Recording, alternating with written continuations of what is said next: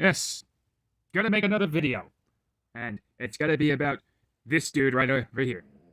I know you guys were anticipating this. Or maybe you weren't, I don't know, I don't care. But we're gonna continue this. I hope to realize that you guys realize that this is not a shit-talking video. Like my last video with the pro wrestling of Seth Rollins and Cody Rhodes. We'll get to that later. Anyway, let's start and begin. Hello everybody, it's Bulls. Yep, we're beginning. Yes, I am back with another video. I know none of you, rather, been wanting to see me video again. So I decided to come back in video. Today we're talking about Jon Moxley, the misunderstood professional wrestler, Jonathan Goodman. He started from CCW, went to WWE, then is now in AEW. I don't know if any of you have watched my previous video on Jon Moxley. It wasn't on Jon Moxley, actually, but it was about pro wrestling, on about Cody Rhodes and Seth Rollins. You could just go over there, and it's links in the description below. You can click it. Just click it. Yeah, seriously, go watch it. No, I mean it. Like, go watch it now. Watch it, motherfucker! This video isn't made for kids. But anyway, I made good videos on Cody Rhodes and Seth Rollins. And Seth Rollins is not next. It is Jonathan Goodman. So we will be evaluating, just like the last two, of Jonathan Goodman's professional wrestling career. But more so, not just about not like Seth Rollins' career, past, present, future, or Cody Rhodes' story. Jonathan Goodman's more about evaluating people liking him than people not. I'm gonna elaborate this real quick. It is kind of confusing how people sometimes like him and then don't. It's weird. Sometimes they'll say, he's the best ever, but then turn around and be like, he can't work. It's like one of those things like, if you do, like, I made a comment on a Gunther video, Big Booty Hunter made, good video by the way, about, I don't understand how people like him, outside of the fact he came from NXT, and it's gonna be some dude who goes by and says, I can stiff your opinion, you figure. Hey, calm down. Like, it's one of those things where some dude will say something, and not really make sense of it. It's like, no derp, there's opinions, it's like shit, dude. Like, what changed? But either way, let me just start with Jon Moxley. Let's start by evaluating his career throughout his years as Jon Moxley and Dean Ambrose. Jonathan Goodman, let's go. Jonathan Goodman debuted in CCW from 2009 and was there until 2011. He eventually made it to FCW, Florida Cunt Wrestling. Remember that? I talked about that on Seth Rollins' show briefly. Not much anything going off of it, the underfunded company, and I don't think it exists anymore. But either way, Jon Moxley, he was there, Jonathan Goodman was there, and he was known as Dean Ambrose in FCW. It was Dusty's idea to give him that name. But unfortunately, he was never in NXT. Which is either a good thing or a bad thing, all things considered. Now, I'm gonna just start by saying this. Jonathan Goodman's personality does stem from being a crazy whack job going around being crazy, who's goofy sometimes. It was like that in CCW, if you don't know. Yeah, he was a psycho, but he was a goofy one at that. He said things like, I stuff a screw down that kid's throat and I'm the dangerous one. Saying things like that. Or, your purse smells like Tootsie Rolls. Yeah. Something that more so like his mother's purse smells like Tootsie Rolls, but either way. Dean Ambrose made some promos, but we'll get to the part of why he makes the promos and why he goes to pro wrestling anyway. So, going off of that, he's still a crazy whack job, crazy dude. He was much more psychotic in FCW. If you take into account, like, sure, there's some goofiness, but he was a little bit more interesting to follow than Roman Reigns and Seth Rollins or anybody that was down there. He actually had a discernible gimmick personality. He was a lot more psychotic, and he was really booked to be more dangerous. Granted, he lost 2 matches to Seth Rollins, well, actually 1, but he lost 2 matches to Roman Regal. Yeah, we're gonna say this. He was a guy who was already over, and he was already the most well-known in FCW. Fortunately, he didn't go to NXT because he was already being planned to go to the main roster, just due to the fact of his personality. All things considered, he was probably the most popular down in FCW, being the fact that he was already ready to feud with Mick Foley, but that didn't happen. Either way, Jonathan Goodman was already reaching success just for being Psycho Man, which honestly isn't really an original character, but that's who he is. He was certainly over with the crowd, that much was true, but we'll get to that later. But either way, he was never in NXT, which honestly, like I said before, either a good thing or a bad thing. All things considered, that he was heading to the main roster already. The Mick Foley plan was scrapped, and they instead decided to have him be put in the Shield along with Roman and Rollins. I'm also going to make this point. He may have been the most over, but he was also the least talented amongst the two, Roman and Seth Rollins, including Daniel Bryan, and probably a lot of other people. He's not extraordinarily talented, but yet he's always remained the most over. Well, I'm not saying he's not talented due to his ability. He's not extraordinarily athletic. He doesn't have a necessarily look that's like, oh, he's so fucking cool. I mean, sure, he looked a different look when he came out like big, and he does have that look to him that people do like, but he's not like a guy who looks something like you would see like, he looks ordinary. That's kind of what it is. He kind of looks like an ordinary dude, especially with that hair he used to have. He came back in 2018 where he come out with a different look. He looked a little bit more badass. That stood out more, but he looks more like a guy who just came from prison nowadays, and he's old now. Yeah, he's held 3 different championships: WWE title, AEW title, and New Japan title. Some people will claim it to be the best, saying he's the first person to hold all 3 of those titles. Whatever. Cool. Good for him. Back to his WWE run. He's, like I said before, not the most talented. He doesn't have the look that goes, ah man, he looks like extraordinarily, or somebody that's marketable. He didn't have those looks. He still doesn't. Yet, he was the most over amongst the Shield. He was very much loved in 2014. We'll get to that later. Very much loved in 2015. He was literally the one who got a move afterwards during his singles run in 2014. Took him a year just for a singles run to even get a, he started in 12 rounds. So, he was closest to even getting a movie role, a Hollywood role alone. That's how good he was. It took him a year to even do it. And it was just a singles run. Interesting, huh? And like I said before, he doesn't have really a moveset. It's basic moveset. His promos ability is pretty basic, but it stands out very well, and he holds his own against John Cena and CM Punk. We'll get to those later. Even Roddy Piper when he was still in the Shield days. And in the Shield days, he was considered to be the first person to be successful, to be a champion. That wasn't the case either. Yep. I'm establishing here that Jonathan Goodman isn't necessarily talented, but however, he is always putting in the work. He's always over. He's always finding ways. He's putting on some good performances at his best. He's not extraordinarily athletic. He can't do any crazy moves, and his moveset's more so like this. I could do standard moves, standard suplexes, a few punches and kicks, kind of predictable movesets. But one thing that remains certain is that he's always emphasized his character when he does them. So, when I talked about like Seth Rollins being more focused on having great matches at my last video, Dean Ambrose is also the same way, but he's also more focused on his personality traits as why he does things what he does in the ring, mostly, as far as I can see at least. I mean, he does a suicide dive, which I don't get why he does. Well, he did that in WWE. I don't know if he still does that. I don't think he should do that because honestly, it just looks bad when he doesn't. That's just me. But either way, he was the most over in 2014 and 2015. He was extremely loved. Again, we'll get to that later. It was up until 2016. He did win Money in the Bank. He did win the Intercontinental Championship, but when he cashes in and wins the WWE title, things changed. People back in the day were saying things like, "Oh, he's so great. He's undervalued and all that stuff," which the undervalued part we'll get to later. But once he wins it, it's just he can't work for shit. He's bad. He can't wrestle. And this is like, huh? What changed? The Stone Cold podcast kind of did him in somewhat. Not really to a point where it's burying him. It was just the fact that they had an awkward moment and now people dislike him even more. And now people wanted him to lose the WWE title. Huh. By the way, the WWE title was originally called the WWE World Heavyweight Championship. Why did they change the name? It made no sense. Whatever. I guess they wanted to make the title feel not so special because Vince, for some odd reason, had a part-on for that red licorice belt thing. And yeah, that existed still. I don't know why that existed. Moving on. Can't be sidetracked. Either way, hey, this is just evaluating Jonathan Goodman's character or career so far. He was liked, then he wasn't, after winning the title, then was disliked more after a podcast. I forgot to point out the Brock Lesnar match, but we'll talk about that later. He did have, like I said, had good promos. Johnson held his own. People underestimate how good of a promo Dean Ambrose is. Despite he's very basic, he's still a great promo. Moving on though. It has shown that he's actually worked the matches throughout 2014, 2015, 2016. But then, it's weird because once we reach 2017, he's on a pre-show with the Intercontinental title with Baron Corbin. And only because he's on there because some bimbos complained that SmackDown Women's Championship was on the pre-show and it should be more on a larger card and a bigger platform, but nobody really gave a shit about the match.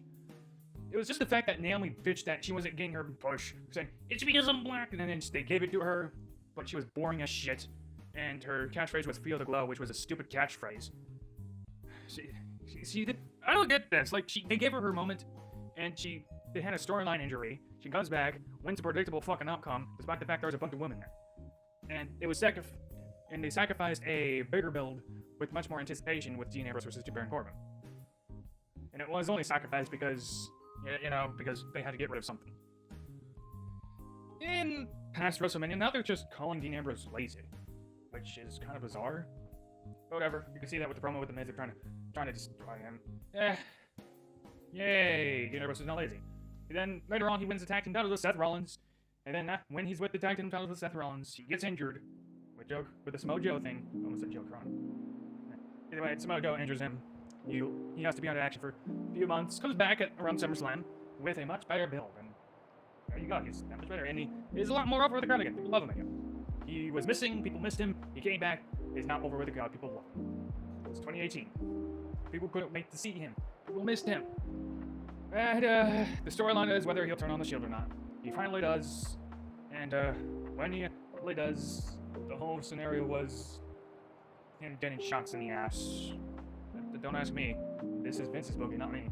Thus, resulting in him winning the Intercontinental Championship at TLC, only for him to lose it again. Then leaves! Then he leaves to AEW. And he's even more loved because he left the product and people love him now. He's everywhere, wrestling, putting in work. And when he finally wins the AEW Championship, people are praising him. He's carrying the company through the pandemic era. People love him.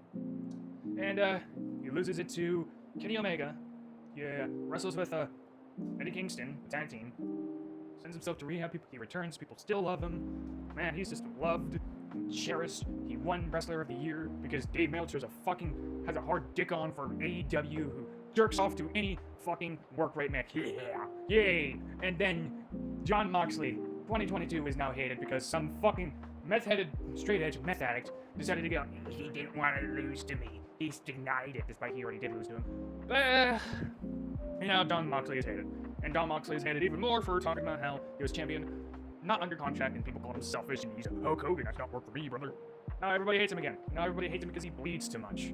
Oh, 3 years in, you're in AEW, you already hate the fact that he's bleeding. Never. And also, people complain about him winning Wrestler of the Year. Oh, well, I just broke that down for you, in comedic terms, I guess.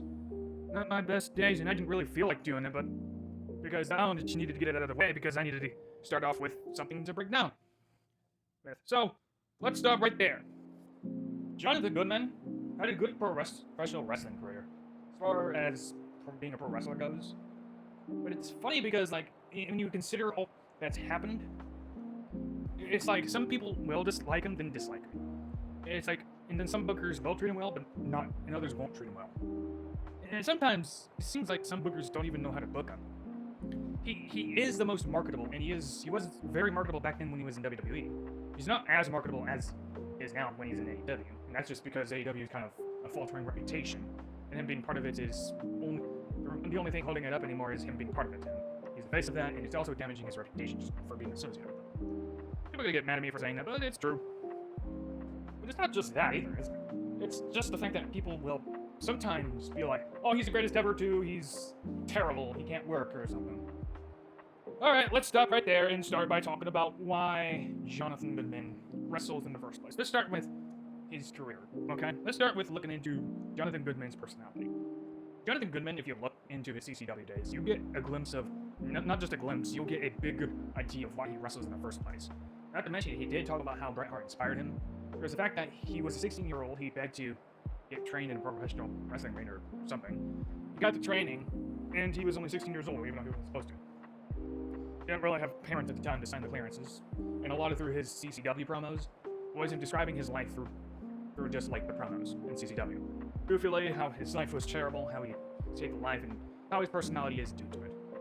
Basically, he's projecting his insecurities, well, not really insecurities, but he's projecting himself into the professional wrestling ring, emphasizing who he is by exaggerating his personality as a crazy, psychotic dude who likes to stab people with forks.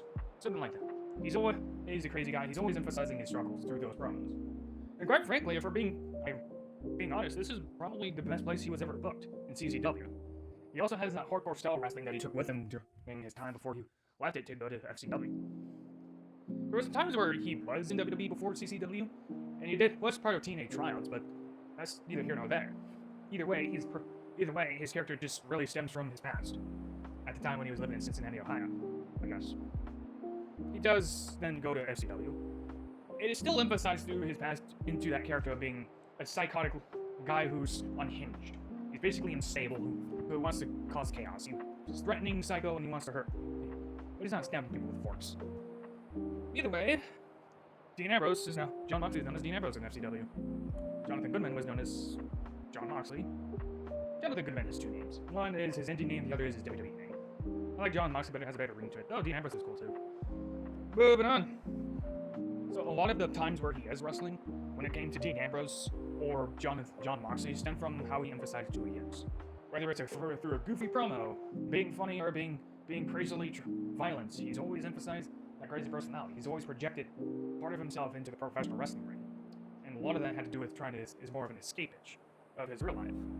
He talked about how he used to watch wrestling back in the day through V-tapes and shit. That's what he loves. That's his life. And funny enough, like I said before, he was closest to Hollywood.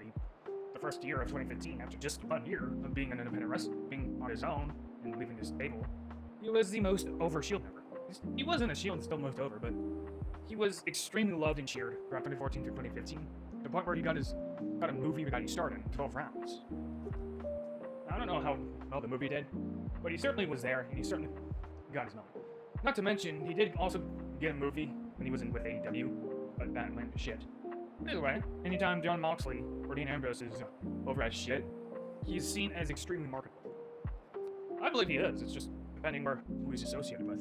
And honestly, like, even if he associated back with WWE is not as popular as it was 10 years ago, so I don't think he'll get anywhere near another movie ever again. Moving on. But Dean Ambrose, Jonathan Goodman, John Moxley always preferred this kind of charismatic idea. This is who he is. This is like what he likes to project in the professional wrestling. Sure, in commentary and sometimes at home he slurs his words and stuff, but that's just who he is on the outside of professional wrestling. He's chill and realistic way. He just likes to emphasize the crazy side of him, which is kind of interesting when you put it in perspective. So this is his character. What he would ought to be booked as, and if anybody was smart, is a segment every week. I don't think he absolutely needs to be part of a major program to even get over. All it takes is one little segment, him doing something funny or cool, or crazy rather, like busting out of a gift and attacking Seth Rollins. People love that shit. All you really need is that. Another example is him saying, yeah, I'll join the inner circle, and then being like, nah, your group is stupid, fuck you. Nah, cool. He's always had that part of goofy side as well. He's always had that violent nature, and he's always been something of a chaotic, unhinged person. Those were his traits in the professional wrestling ring. He was goofy, he was violent, he was unhinged, crazy, right? Those were his traits. Okay, that's what Vince liked about Dean Ambrose. Let's talk about the book for a second here. Vince McMahon loves goofiness, he loves comedy, so I can tell he was probably high on Dean Ambrose at the time in 2014. Though he probably had a few run-ins, and it made him dislike him a bit more. I kind of sort of saw that in 2017, but Vince McMahon would book him in some silly segments like having him slap dolls with their arms or something, or Goose spraying in Seth Rollins' face and Dean Ambrose making a face like as if he had nothing to do with it. Stuff, or just stealing the briefcase in general, wearing a cowboy hat after pouring soda into it and flinging it up behind him, and it gets all over the commentary team, you know? Or even having a therapy session with the fucking doctor, where people would have said that's boring and it's stupid, but people loved it. Yeah, that's Dean Ambrose. He was likable due to his goofy nature. There's three sets of character traits that was stuck by him. Vince McMahon loved the goofy side. What did Tony Khan love? Well, Tony Khan loved the violent side, I suppose. I mean, there was a chaotic unhinged version, but he loved the violent side of him. I'm not sure why he changed unscripted violence to Wild Thing. Unscripted violence had a better theme. Wild Thing was just kind of like corny. But Tony Khan, because he's a dumb virgin fan, pro wrestler, autistic loser thing, loved John Moxley's violent side. Well, he wasn't a big fan of him, but he loved his hardcore nature. Yeah. So that's why he's usually booking him in hardcore matches. Booking him in hardcore situations, and John Moxley loves it. He really loves it. Not a whole lot of other people love it. But he loves it. He loves the hardcore stuff. Honestly, the funny thing is, I think John Moxley, Dean Ambrose, would have fit perfectly in ECW. Because he has that hardcore style of nature coming into him, and he is that that good. He's goofy, like I said before, he's violent, he's unhinged. That's good. ECW had a few comedic backgrounds to itself. But either way, he does fit Vince's and Tony Khan's idea of what a professional wrestler is. Or so Tony Khan. Vince McMahon doesn't really care about the wrestling aspect. He cared more about characters, but Dean Ambrose had indeed what Vince McMahon loved. Comedy. And guess what? A lot of other people loved his comedy too. And a lot of other people liked Dean Ambrose's violence during his time in AEW, up until a certain point. Yeah, I guess you could also say people stopped liking Dean Ambrose's comedy at a certain point. But it's not like he didn't have his own talk show because he wasn't funny. He did. It was called The Ambrose Asylum. This is just emphasizing who he is. Everything he does was emphasized on his character. This man understood that Dean Ambrose was a goofy guy. That was part of his character. That was part of his character in CCW. That's still part of his character in AEW. And honestly, if I'm being honest here, he kind of sort of loses that goofy side once he goes into Blackpool Combat Club, something like that. He still had it up to a certain point. Now he's just some violent, unhinged dude. So he lost that goofy side that made him feel more a bit human. Yep. So I can probably make the guess he's a bit disliked more because of the goofy side that he lost.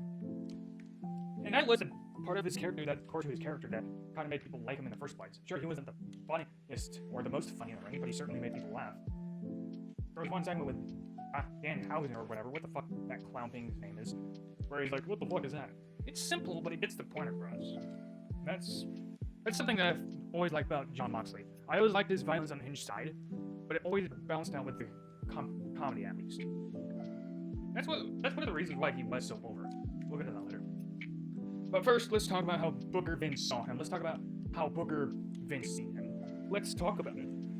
Moreover, how Booker Vince treated him. Let's start with 2012. Vince had first an idea to have him feud with Mick Foley, but Mick Foley had too many health issues. So he has an alternate plan. He decides that I'm going to pair him with two dudes. So they all came together, and Vince was shocked to see the people that was paired with him. First, he looked at the guy with half blonde hair and half black hair with a beard like, what the fuck is that? What? Don't like this thing, Triple H? And Triple H like, yeah, he's really good, man. He got good work rate. Vince was like, oh, this you got. Where's the second guy? Rah. And then Roman came out, and Vince was like, oh my god. Oh my god. Oh god. Hey, what are you doing? Vince, are you jerking off? Oh, this guy is fucking over. Rah! I gotta bust him to the fucking moon. And you know, and like, Seth Rollins better know. Yeah. Basically, two guys was paired with Dean Ambrose that two bookers liked better. One liked Seth Rollins better, the other liked Roman Reigns better. Funny enough, they were both more talented than Dean Ambrose, but they weren't as over as him. I already covered that talented part. But Dean Ambrose was the first one outside of Seth Rollins to hold a singles championship in WWE. As far as Roman and Seth goes, they were paired together. I'm gonna say they were a more fitting tag team. They kind of looked alike, all things considered. One looked like a powerhouse, the other was acrobatic. The other was an unhinged crazy maniac with actual discernible gimmick. Funny, huh? One was just a powerhouse, man. The other one could just hop around. It was reckless. Either way, Vince McMahon was still kinda high on, wasn't really high on Dean Ambrose, but he did see a lot of personality with him, and he is more into the characteristics. Dean Ambrose stood out the most as well. Like, you could tell who he is based on his movesets, based on what he does, and based on his actions. As far as Roman and Seth Rollins go, you can look at him and be like, yeah, one's athletic, the other's powerhouse, but that's all you would come to the conclusion. If Dean Ambrose didn't have a personality, you would just be like, what the fuck is he here? He's bland as shit. Who is he? What the fuck is he? Yeah, you know? Yeah. But either way, he did was most over. He held the United States Championship for a whole year, lost it, and was turned on by Seth Rollins and stuff, and Roman and him split up as well. Now, this is where Dean Ambrose starts his more goofy comedic stuff. And interesting enough, he got over. Sure, Dean Ambrose still emphasized his crazy personality. People compared him to Roddy Piper or Stone Cold Steve Austin. We'll get to that later. Now, keep in mind, I never insisted that he was like those people throughout my video. I give you a traits that he is, and you stuck to them to the bitter end. It's the fact that others compare him to other people. More on that later. Either way, I keep saying either way. Tricking every time I say either way. But, either way, Dean Ambrose was going the Money in the Bank. He was the most over at the time. He still was afterwards. He had a feud with Seth Rollins. He was doing a lot of goofy moments. He did have that goofy personality towards him. He was picking on Seth, trolling him, having goofy segments, making people laugh. That's what he was being booked as, but he never strayed away from his violent or unhinged personality. And that was a good part of it. Vince understood it, Vince liked it, but he only really booked it for himself because he liked laughing. That's just how he is. Dean Ambrose in through 2015 was booked the same way, but it's more so like he's still being goofy and stuff, but he's not really part of anything that was substantial like he was in 2014. So it's not like he made a difference when he was in a wrestling ring. Sure, he feuded with Seth Rollins again, but that was quite it. Back in 2014, he was more part of the Authority feud, and he wasn't. So he kind of lost his storyline to John Cena. We'll get to that later as well. There's a lot to cover. Lots to cover, my friend. But that's just stemming from how Vince saw him. Vince just saw him as somebody who could be goofy. And he also saw him as a guy who isn't injury prone, and he's not. He worked a lot of matches. He's somebody he can rely on, but he wasn't heavily focused on him. He was more focused on Roman and Seth Rollins. And he was focused on Seth Rollins because Triple H would still go, "We're great," or some shit. Like, I don't know, was he jerking off his dick or his nose? Or is his dick his nose? I don't know. Meh. And either way, Dean Ambrose wasn't really part of anything substantial. Sure, there's the Bray Wyatt feud, but that was just about Roman and Bray. He only was the side character. Congratulations, Dean. You were a side character to a guy you were more over than, just because the big man liked him better. Cool. Roman Reigns didn't even have a personality back then. He was just still some big dude powerhouse. And I don't get what Vince was trying to do. He literally tried to book Roman Reigns like Dan Bryan. Roman Reigns should be beating the shit out of people. He shouldn't be getting his shit rocked by people. What are you doing, Vince? The way he booked Roman was probably the worst back in 2015 or 2016. It was that bad. Then it gets worse in 2017. But Dean Ambrose later on wins the Intercontinental Championship against Kevin Owens and tables, ladders, and chairs. People were freaking happy for him. People were happy he was over. Jerry the King Lawler was talking about he's gonna be on box office, and Bob JBL was whining. Honestly, Jerry the King Lawler and JBL were the perfect duo. Honestly, I miss those two. Hey, listen, I grew up in different times. I was 15 years old during that time, and I think those were the best commentary team. JBL and Jerry the King Lawler are a great commentary team. Yes, Michael Cole was there, but he's always there. No one likes him anyway. He's a bad commentator. Why is he there? I should also point out in 2015, it was 2015, he was also one of the most over, along with Daniel Bryan and Dolph Ziggler. Which is, Daniel Bryan's gonna be another video, and so is Dolph Ziggler, isn't it? Whatever. But I'll say he was the most over in the Royal Rumble. Though people were absolutely infuriated that Daniel Bryan was eliminated so early.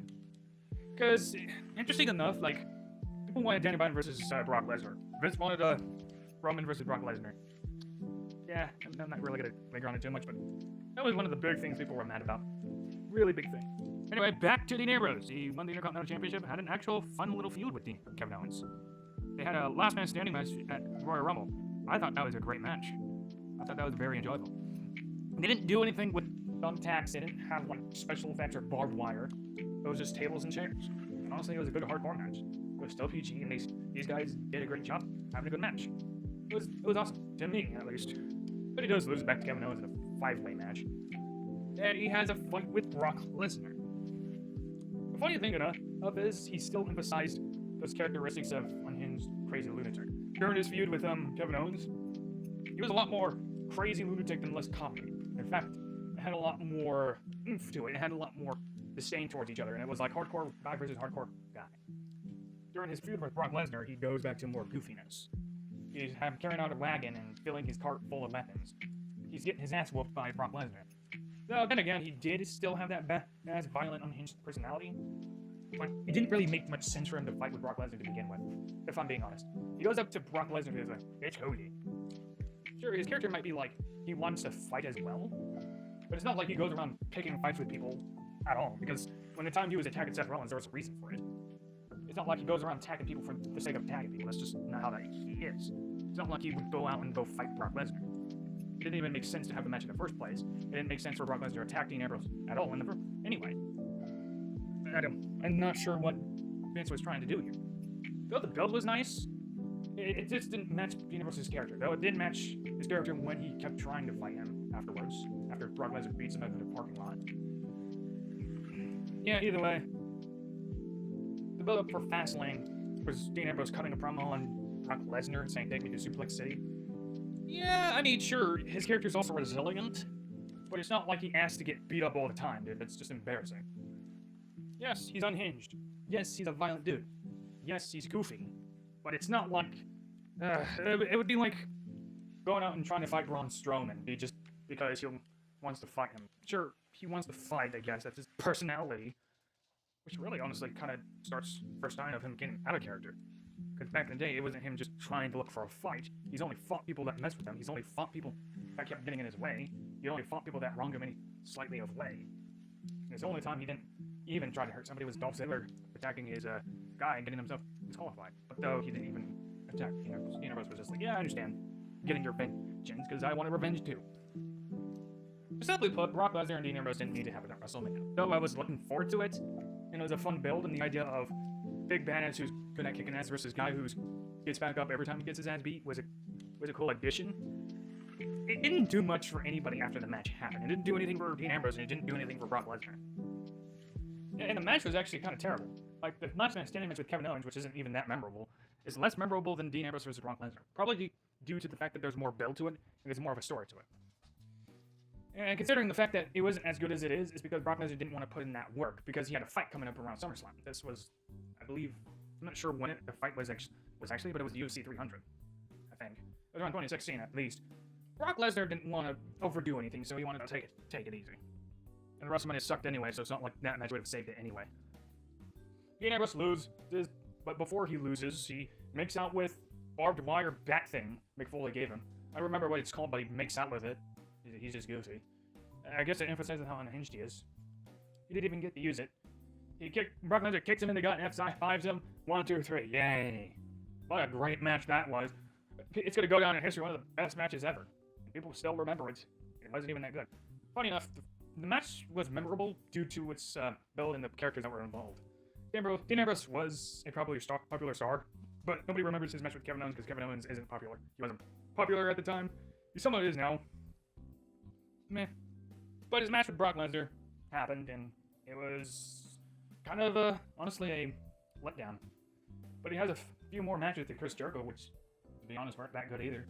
The feud started off as well, but then it turned into a potted plant versus a jacket. So, Dean Ambrose isn't out of character, but he's getting shitty storylines.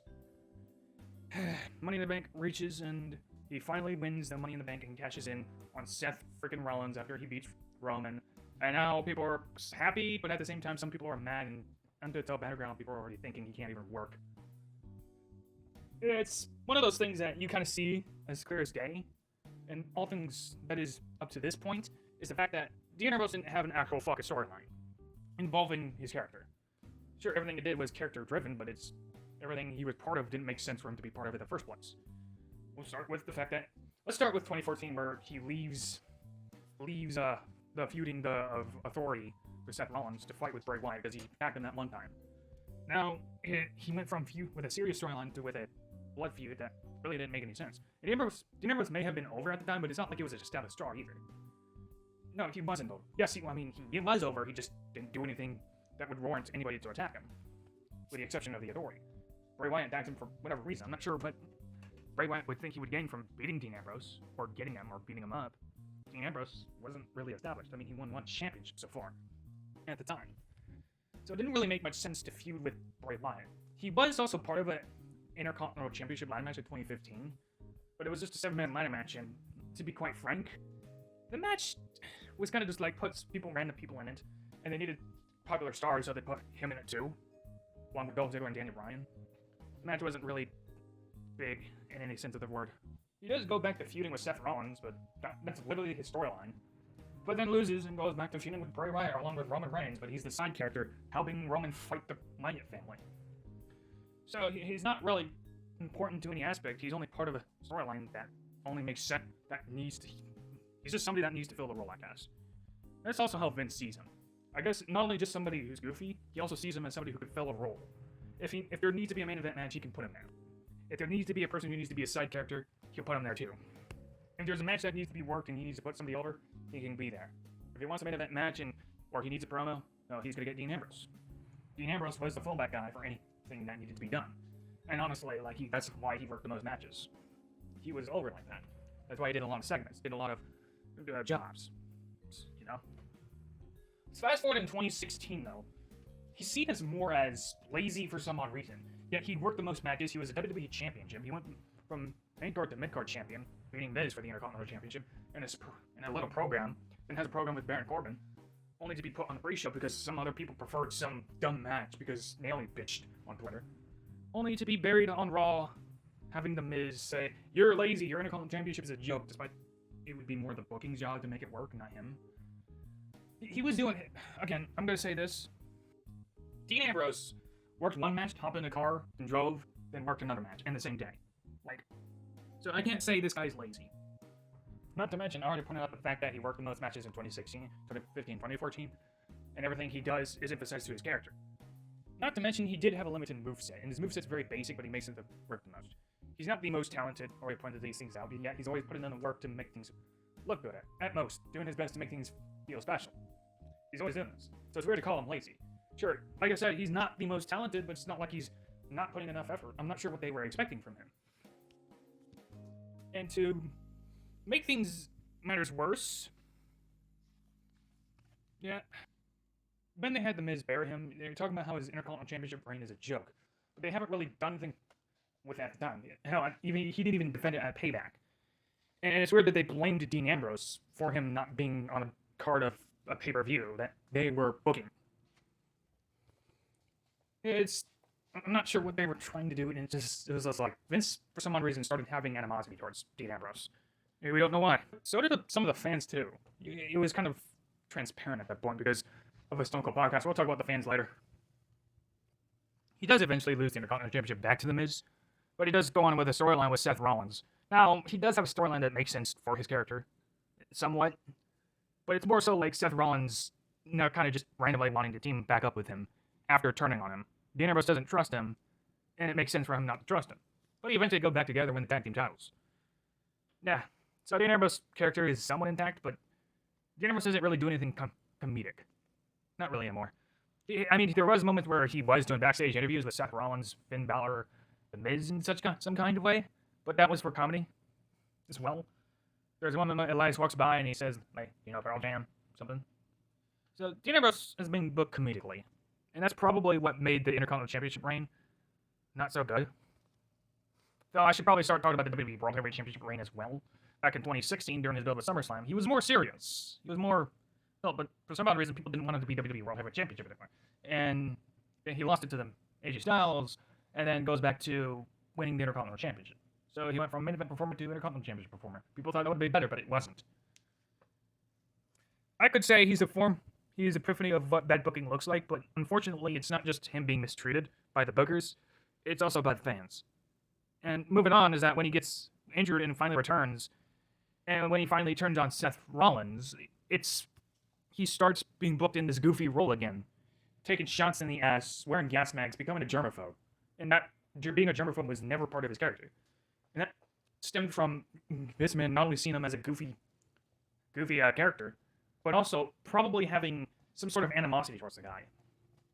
And I only say this is because, as Dean Ambrose is the one kind of usually, and this has always been described, Dean Ambrose always was the one going up to Vince, hey, we're not doing this, hey, well, let's do this, hey, let's do that. It's always Dean Ambrose, not Seth, not Roman, not anybody else. He's not really a yes man. So when he was going to Vince McMahon, it seemed more like, out of oh, I'm sick of this guy freaking coming to me in my office, telling me I doesn't like things or has ideas. Fuck him. I think so. I mean, that's what I think. It was at the moment when he even left, and this is the most petty thing Vince ever did. On his way out, he gave him $500. With all the money in the world, it's like, you want to get $500, then banned him from ever returning to WWE ever again. All because of a fallout. All because he disagreed with his methods. That was actually embarrassing for him to do. Not to mention having him job out to fucking Nia Jax. Yeah, I think there's that. There's really that to go off of, hasn't it? But this is funny. Weird thing is that when he won the Intercontinental Championship as he was being booked terribly, people were defending Seth Rollins for the terrible booking, but not Dean Ambrose. Dean Ambrose was being booked terribly. Dean Ambrose started being booked terribly after WrestleMania WrestleMania 33. I was about to say 2017. Yeah, but either way, he started being booked a bit more terribly. It seemed like out of spite, and the fans were disliking him at the time as well. And when he returned, people loved him again, and it's not like Vince had to change of heart. Like he started booking him in more embarrassing storylines. And Vince kept doing it, and John been good, and kept going up to, this isn't me, what are you doing? John talked about this in the Chris Jericho podcast. Now, some people will say, like, oh, he talked bad about Vince and this and that and the other. Yes and no. One, he only talked about his frustrations during the back. He only talked about his frustrations about storylines, and he's always talked about the problems with it. He didn't necessarily go and bash Vince McMahon. He's even praised Vince McMahon for having good ideas. He's praised him for having good sets of ideas, a good storyline. He's praised him as well. He's only talked about his issues with Vince. He didn't say he was a bad booker.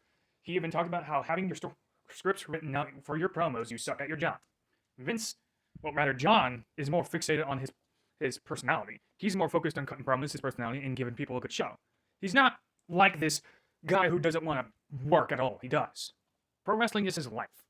He got a movie set, and he stuck with pro wrestling. He was the most over amongst the Shield, and he was at the time as well. Once he left WWE, and when he was about to leave WWE with the job with the match with Nia Jax he was being booked in, he basically went to AEW and was most over there, and he was cheered heavily. Let's talk about how Tony Khan booked Jon Moxley. Basically, somewhat of the same way, more so violent, had some goofy spots here and there. I mean, one thing that stands out for certainty is that Tony Khan had a lot of hardcore matches. He was booking it, he was a fan of pro wrestling, this and that and the other.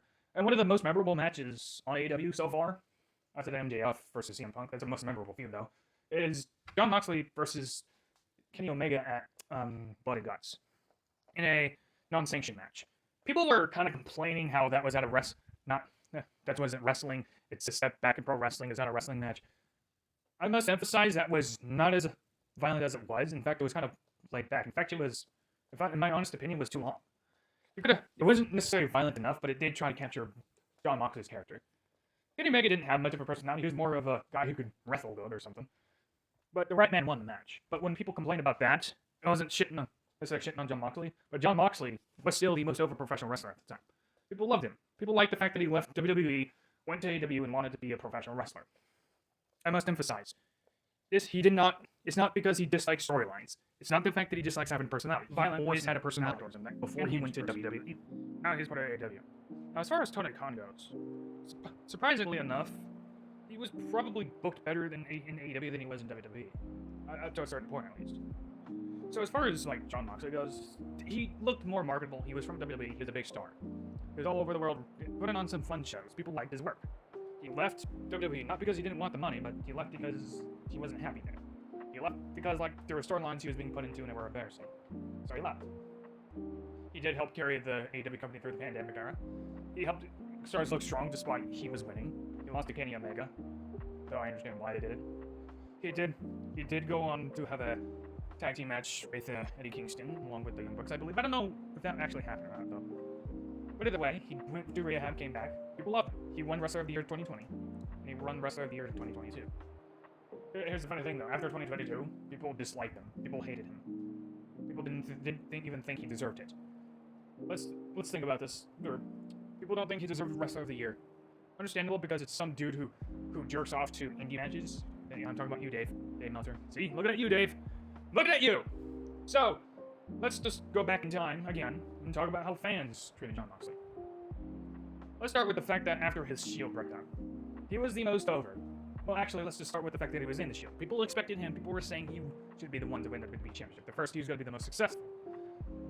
He was the most over during 2014 through 2016. People loved him. During his time where feuding with the Authority along with Seth Rollins, when he was fighting with Seth Rollins, he was the most beloved. He was attacking Seth Rollins. People loved the fact that he was just some crazy unhinged dude going around being goofy, trying to beat up Seth Rollins. Every time the Authority tried to lock him up or beat him up, he comes back doing some wacky shit. So basically, people kept cheering for him. People were rooting for him. Now in 2014, at the very best, the goal wasn't to be a world champion for Dean Ambrose. The goal was vengeance. Seth Rollins was the person he wanted vengeance on. So, what happens was, he gets a match at Hell in a Cell with Seth Rollins. He has a fight with him, and he doesn't win though. But he's still left. Because he moved on to fighting Bray Wyatt. People are still saying he should be successful, but it's not. People don't say he was looked at yet. But it's around 2015 fans start saying he's undervalued, he's underpushed, he's this and that and the other. He deserves more, or some kind of way, yet he doesn't have a storyline. There's nothing really going for him. He had a storyline in 2014, but he was replaced with John Cena to have a fight with the Authority. More on that later. Either way, Dean Ambrose was seen as a guy who was undervalued at the time, but up until he actually won the WWE World Heavyweight Championship, do people actually start turning on him? Now, they wanted it, they got it, and now they don't want it anymore. and as in the Stone Cold podcast, we're getting to this now, is that they hated him even more because he acted unprofessional. I'm gonna talk about this for a second. Stone Cold Steve Austin podcast and the Dean Ambrose podcast, with Dean Ambrose rather, it was awkward, but it wasn't unprofessional. Stone Cold Steve Austin asked like some personal questions. Dean Ambrose didn't feel comfortable answering them, which is ironic because he kind of emphasized through his character back at CCW who he was and why he does what he does. Probably because it wasn't that big of a mainstream, so he could do that, get away with that. But as far as like Stone Cold podcast goes, a lot of professional wrestling fans watch, so it probably made him feel uncomfortable trying to talk about that. So it was awkward. Stone Cold Steve Austin asked questions, and Dean Ambrose kind of corrects him. But this podcast wasn't bad either. It was just a few awkward moments, and it's not like it was bad. I already said that, but it wasn't like it was so bad that Dean Ambrose was out of fucking character. He was being rude and disrespectful to Stone Cold Steve Austin. That wasn't the case at all. In fact, during the end, Steve Austin says this: "Why don't you perform more? Give him more. You're letting him back." Not considering that's the fact that he's a hardcore wrestler with a hardcore background, so he has to hold back during the PG era. It's not like he could start pulling out the fork again and start stabbing people. It's not like that. So he has to limit to the amount he could do in the ring, and Dean Ambrose got offended. I am doing the best I can. I am offended. And not to mention, it's not like he can alter his moves and start doing crazy 450 splash or do cartwheels.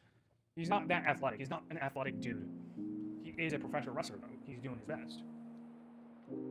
Hell, even John Cena was like, "Stone Cold called you out," which wasn't a call-out, by the way. Which is funny because Dean Ambrose later on just rips him apart in a promo, which is funny.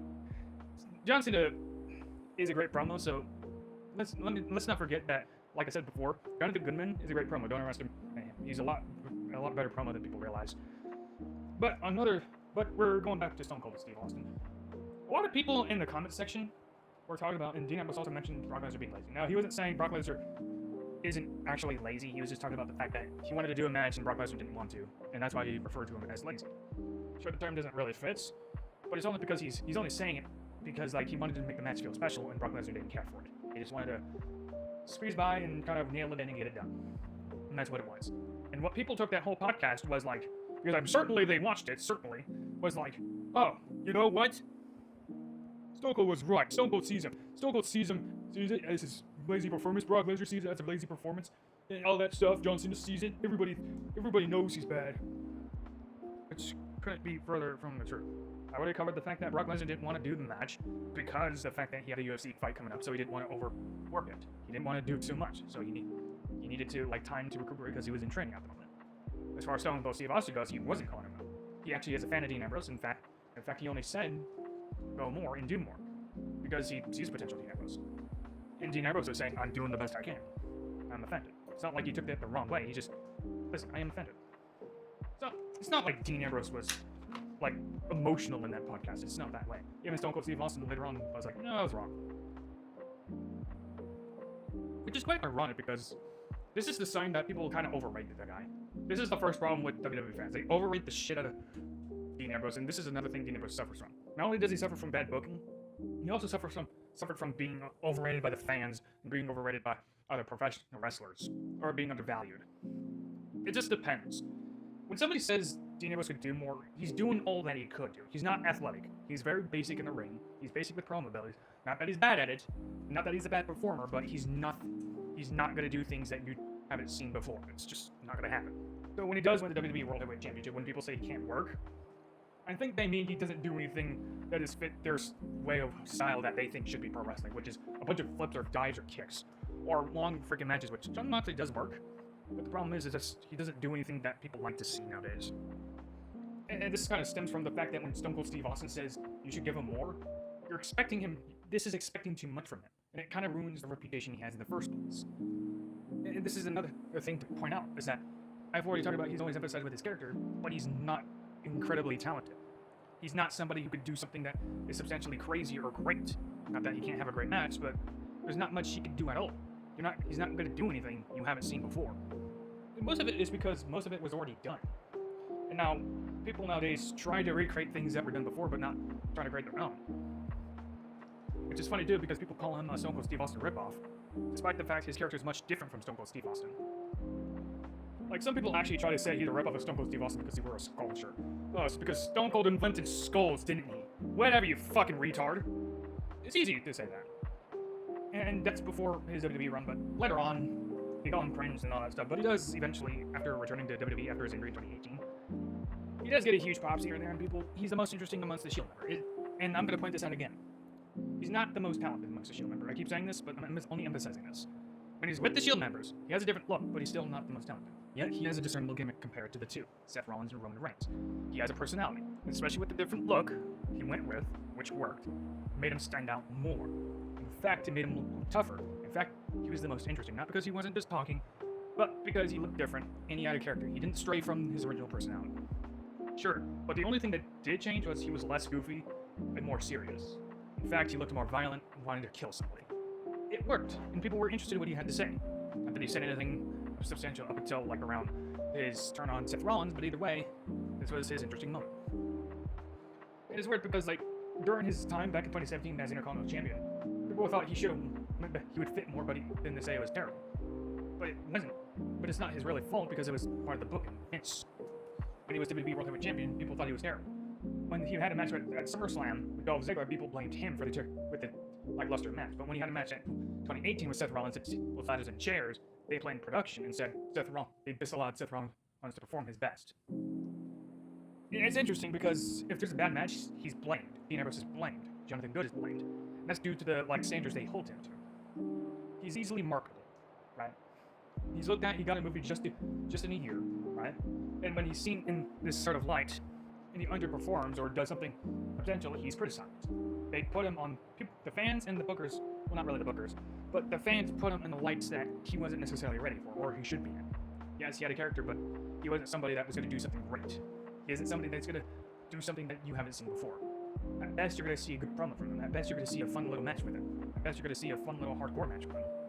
But you're not going to see him do a fucking 450 splash. You're not going to see him do something people haven't came up with before. Sure, Dean Ambrose is always having some ideas, trying to create something cool.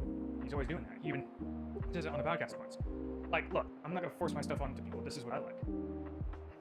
And fast forward, when he does win AEW champion, people did like him. But after, 2022, people disliked him, and they hated the fact that he won Wrestler of the Year.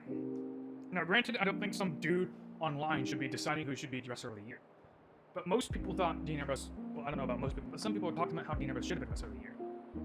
And I honestly agree with it. A lot of people are complaining that he doesn't have the work rate or doesn't have the style that you guys like. Moreover, they talk about how Roman Reigns should have been Wrestler of the Year. Well, let me just point out that Dean Ambrose, throughout his years of professional wrestling, always wrestled. He's always showed up, put in the work, always had a character, always had somebody you can invest in, somebody you can rely on. And this is the same, as I explained with Vince McMahon, he relied on Vince when he needed to. Tony Khan was the same way. When he needed to champion, Jon Moxley was there. When he needed somebody to do a match, Jon Moxley was there. When he needed somebody to work a match in the main event, Jon Moxley was there. It's the same thing. Jon Moxley was always the guy. He wasn't injury prone. It's not like you couldn't work a match. It's not like he was there because he couldn't do anything. In fact, the opposite. When it came down to businessmen trying to have somebody, it always came down to who they needed. Jon Moxley was the guy they needed. If they didn't have him, who were they going to have? The guy was an Iron Man. He's not injury prone. Sure, he has some injuries, but it's not like he's so injured that he can't work anymore. Maybe his mobility is affected, but this is what Jon Moxley is. A guy, somebody they can rely on, but sometimes is misunderstood. But when they win something and get something, it's kind of despised. At first, they start being overrated, but once something happens that he does something that they just dislike, it's just like he's terrible. Jon Moxley doesn't really have fans. He has more so supporters, if you can catch my drift. The same fans that would be fans of CM Punk probably are rooting for Dean Ambrose to leave WWE and go on his own. But once CM Punk and him has learned to have problems, and he comes out, they all start hating him. Something like that. The same people that like Stone Cold Steve Austin, are fans of Stone Cold Steve Austin, loved Dean Ambrose. They found him, they saw him as a marketable person, and he's somebody that they can rely on. But once Stone Cold Steve Austin, and it seems like off, Dean Ambrose is bad and he sucks. It stands out to me. So Dean Ambrose doesn't necessarily have fans. He has people that just like him at the time because he's somebody that they look at and be like, wow, he's cool, he's popular, he's awesome. Everybody does start to like him at the time. Does he really have fans? Well, I'm a big fan of Jon Moxley myself, to be quite frank, but every time I see somebody complaining about the guy, it's mostly because, afterward of a situation that kind of a fallout, and they misunderstand it. And this is funny because during an interview with Renee Young, he only talked about how he wasn't even under contract, and Tony Khan relied on him again. and CM Punk decided to bitch about how Jon Moxley refused to lose to him. And Jon Moxley just refers to it as, no, I just pitched a storyline. I wanted to win first, then he wins over me. And some people are like, he denied losing to CM Punk. He didn't want to lose to CM Punk. So it's like, it's not what he said at all. But whatever. Either way, this is how people are with him. They either like him because he does something cool, or does something that they like, or they do some, or if he does something bad, or he wins the big one, or something like that, they dislike him now because he's not doing something where he's underperforming or some kind. Keep in mind, we're in an era of like sometimes people have high standards. Like a lot of the smarts will put standards on professional wrestlers nowadays, and when they don't reach that certain criteria of it, it kind of ruins their reputation. Jonathan Goodman kind of suffers from that the most. When he's put on a standard of being great or being one of the most popular, and usually he is, it doesn't end the best. And quite frankly, him being put in the main event is the worst thing that could ever happen to him.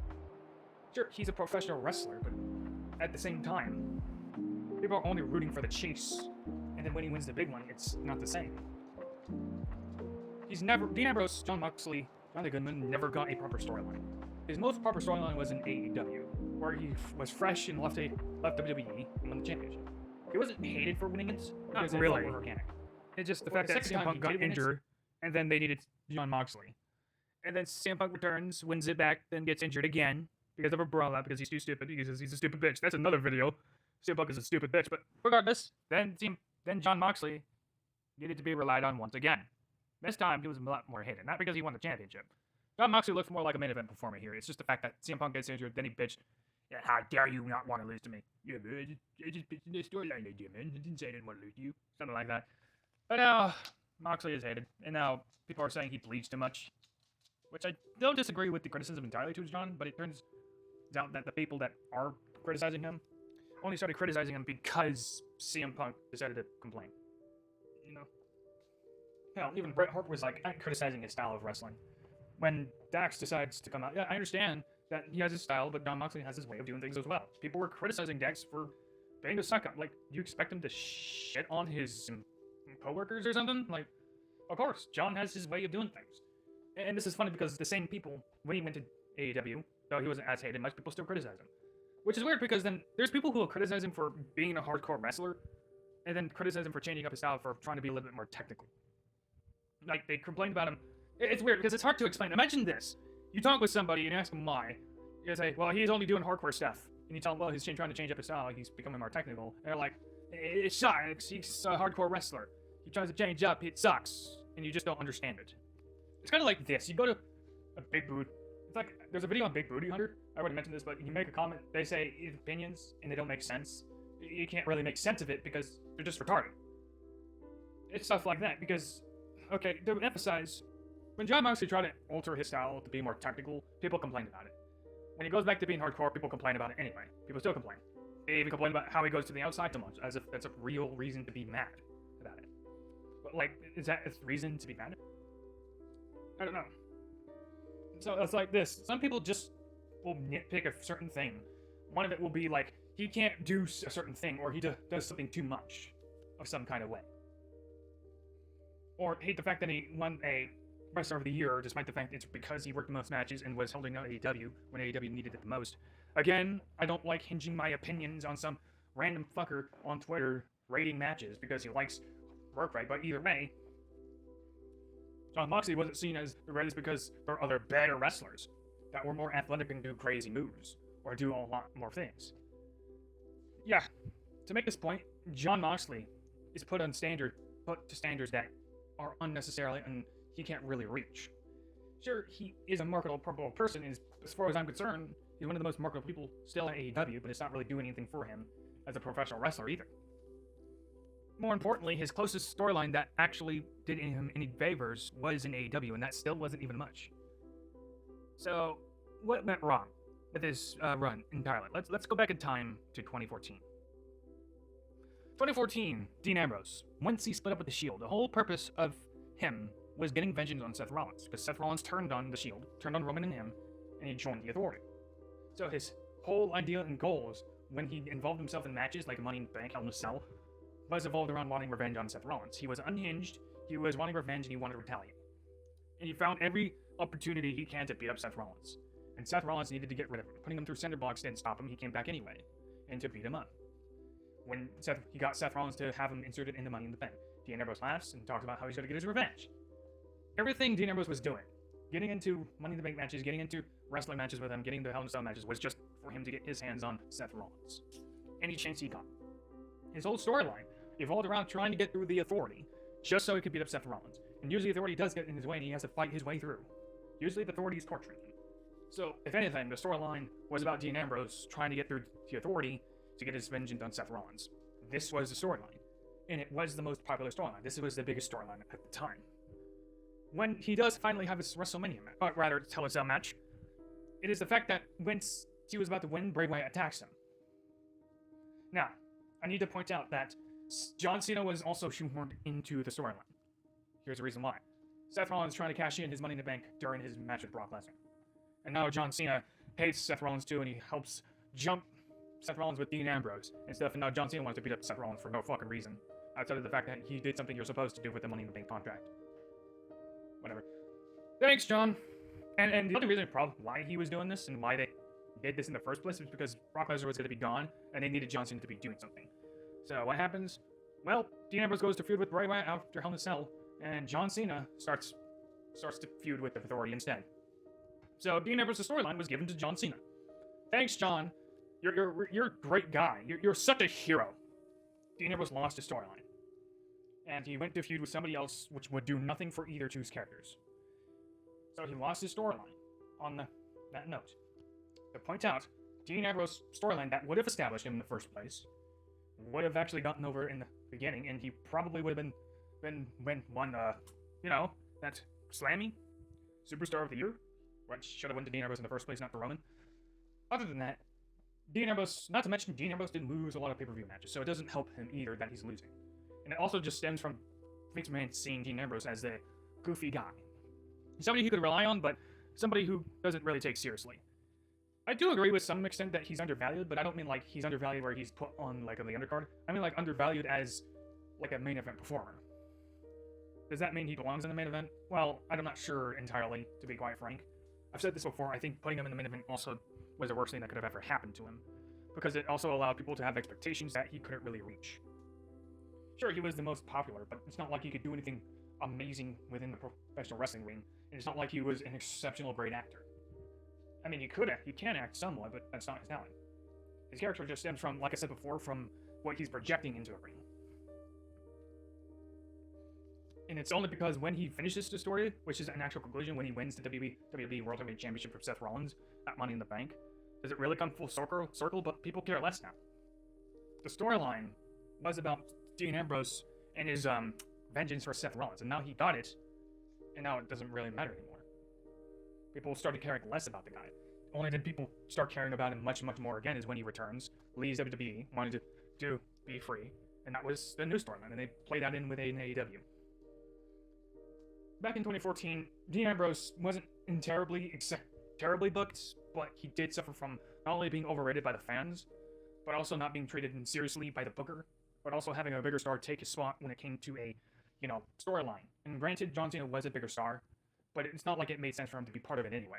Something that would have established Dean Ambrose was taken away from him. Sure, Dean Ambrose already won the WWE World Heavyweight Championship, later on won a Money in the Bank and won the Intercontinental Championship, not to mention won the United States Championship. But when he won the United States Championship winning the Shield, he didn't do much with it. And he wasn't really part of any big storyline at the time. And he wasn't really a big part of any storyline in 2016 that was necessarily big, unless it was with Brock Lesnar and John Cena and AJ Styles. And it didn't really do much for his character either. The matches didn't really do anything for him. Him holding the WWE World Heavyweight Championship didn't do anything for him.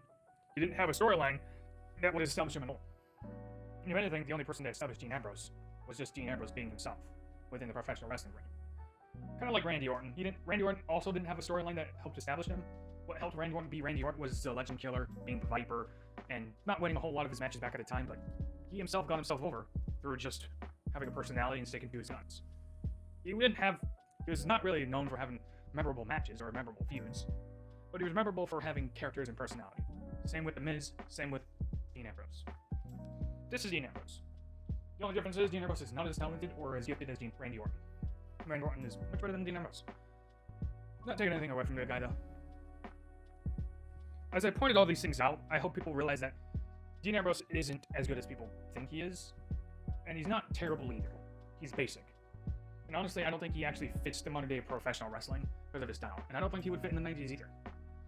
If ACW was still around, he'd fit into that much better. Just due to his style in general. And it sucks because he's an acquired taste. He's somebody that you can look at, go, yes, he's marketable, but he has to be booked a certain way to be that way. Yes, he has a personality, but it's always mishandled by somebody. Ironically enough, the best place he was ever handled in was CCW. He was always comfortable with being himself. He never strayed. He had storylines. He had fun little matches, but it was only an indie performance center, so he could be noticed. And once he went to a PG program. And the PG program of SCW did do him some favors, but he didn't win a whole lot of matches. Yeah, he was at least he didn't win big major matches with William Regal and Seth Rollins, but he certainly was over down in SCW, and he certainly went to the main roster in 2014, was planned to have a match with Mick Foley. This is Jonathan Goodman's story. This is Jonathan Goodman's personality. This is Jonathan Goodman's career so far. Misunderstood, overhyped, dumb booked, and basically, I'm not sure what else to say about him, because I already got the point across, didn't I? So some people still may think he's still a main event performer. I still think in some degree he can be, but at the same time, I don't think he should be there anymore, considering how he was treated. And considering the performance he gives, he doesn't really fit the necessary ideal of what a professional wrestler is. I don't think he would fit one in the 90s either, in 2000s. His best place would have been ECW, in my opinion. Unfortunately, that's gone. And unfortunately, professional wrestling isn't necessarily as big as it is anymore. People are more concerned about work rate matches, what kind of styles they can do, strong style, athletic bullshit kind of way. Not to mention, there isn't much storyline going on in professional wrestling ring right now. The Blackpool Combat Club had a storyline, but then that died because they decided to feud with the Bullet Club. Good job, Tony Khan. So let's go back in time, in 2014. I want to give an alternative to what would have helped Dean Ambrose be established as a star. Let's think about this through, imagine ourselves an alternative for Dean Ambrose. Back in time, where he was, should point this out too, because I forgot to, people literally tuned into Total Divas just to see the guy. That's how over Dean Ambrose was back in 2014 through 2015. People tuned in to Total Divas. They tuned in for a 9-second clip because of him eating food with Natalia hitting on the guy. People tuned in for that, and people only talk about the guy. People talk about how he was there with the pool with Daniel Bryan in the family club or something. And all people talked about was Dean Ambrose. So I should point that out. But either way, back to Dean Ambrose 2014. This is where I would start. Dean Ambrose was actually the focus. Dean Ambrose actually was taken more seriously and put in a more main event role. What would it actually look like? In my head, what would have happened instead? Let's go back in time and evaluate. I want to emphasize, I am a fan of Dean Ambrose, Jon Moxley's work. He's not extraordinarily talented. He's not necessarily the best in-ring performer, but he certainly does know how to do it. So what would it look like if Dean Ambrose was, actually focused when it comes to his personality? Let's look at it. Instead of WrestleMania, where Seth Rollins turns on Dean Ambrose, let's start with this one. Let's start with January, where Dean Ambrose actually does not want to help the Authority. Meanwhile, Seth Rollins and Roman Reigns does. Most of the time, Dean Ambrose is telling Triple H to fuck off, while Seth Rollins and Roman Reigns are just following them around. Dean Ambrose is more so with the guy who has a personality anyway. The two Roman and Seth guys don't really have anything at the moment. We'll still keep it that way. So it's only after WrestleMania, there is no fight with the Evolution. Instead, we'll have Roman and Seth turn on Dean Ambrose. They kick him out of the Shield, and they'll both align themselves with the Authority. Dean Ambrose wants revenge on Roman and Seth. He does have his first match with Roman at Extreme Rules. Roman Reigns does beat him down a few times, but Dean Ambrose comes out on top and wins. The second match will be a payback with Roman. Dean Ambrose will win that one too, but with outsmarting Roman Reigns. I want to emphasize Roman Reigns is usually beating him down and is easily able to beat him in a fight, but when it comes to a wrestling match, Dean Ambrose adapts. So he's able to beat Roman Reigns. He does go to Money in the Bank eventually, and he doesn't win it. Seth Rollins wins it as planned. Battleground, he wrestles Seth Rollins instead. Dean Ambrose wins as well. Most of the matches I'd have Dean Ambrose win, just in case, because we need to have him look strong. Also, the fact is, I wouldn't have Brock Lesnar come back and win the WWE World Heavyweight Championship. We'll save that for later. You'll like what I think. I think you'll like what I have in store with this alternative fantasy booking thing. It'll be Cesaro winning the WWE World Heavyweight Championship from Daniel Bryan. As Paul Heyman has sided with him, Cesaro will be the dominant guy. So we'll have him hold the title for a while. Also, it keeps John Cena from having to have a side quest and shit. So there you go. Moving on. Dean Ambrose does have another match with Seth Rollins at SummerSlam. He wins that one too. Most of the matches Seth and Roman have with Dean Ambrose, they lose. I also have Roman and Seth win a lot of their matches on Raw or SmackDown. but the only person they don't beat is Dean Ambrose. I think that's an important part. Most of the matches they have are winning, but Dean Ambrose hasn't lost a match. I'd have Dean Ambrose only lose to people in authority like Randy Orton. That's a guy who wouldn't make Dean Ambrose look weak to lose to. As far as Dean Ambrose goes, he's the one on his own. He's the one trying to pick fights with Roman and Seth. He's the one trying to attack. He's unhinged. He's trying to hurt everybody. He's not just being goofy, but he's also being nutty. Hell, if he wanted to, I'd have him pull out the fork again and try to stab people. Because that's just how he is. Sure, I'll have some goofy stuff too, of him busting out of the gift, or popping out of a fucking ring and attacking Roman or Seth. Also, a match won't be with Seth, it'll be with Roman. This is the final bout between those two, at least. Roman will win, but only because Seth Rollins interferes. Because at the end of the day, they both come to the conclusion that we can't beat him within the wrestling match. Dean Ambrose isn't done yet, and is tired of the Authority because they beat him. They keep getting in his way. The Authority they have what he wants, and his idea is get rid of him. So that's when the Survivor Series match comes in. To get rid of the Authority. Dean Ambrose versus the Authority. He will have it play out as usual. Ziggler wins it for the team. Instead of John Cena saving Edge, because apparently Edge turns into a pussy and can't defend for himself, instead we'll have Dean Ambrose held back as Seth Rollins is about to do a curb stomp to Renee Young. That would make more sense. And Dean Ambrose says, okay, fine, I'll bring the Authority back. But Seth Rollins curb stomps Renee Young's head anyway, holding down Dean Ambrose. Next day, Stephanie and Triple H return. And this is what is said. Stephanie and Triple H don't want to fire Dean Ambrose. Not necessarily because they can. Because their excuse will be, or at least the explanation will be, Vince Diesel, have star power, Vince McMahon sees a lot of you. So, there's an alternative. Your job's on the line against the match with Brock Lesnar at WrestleMania 31. So Dean Ambrose, this is before WrestleMania, and this is declared. Dean Ambrose has to try to get himself out of the match. And the only reason why they put Brock Lesnar in that match in the first place is because they know Dean Ambrose will lose the match. Brock Lesnar basically has everything that trumps everybody else. There's nobody beating Brock Lesnar. He conquered the streak, so there should be nobody that beats Brock Lesnar. Not even Dean Ambrose. I'd have the match be a 10-minute squash match.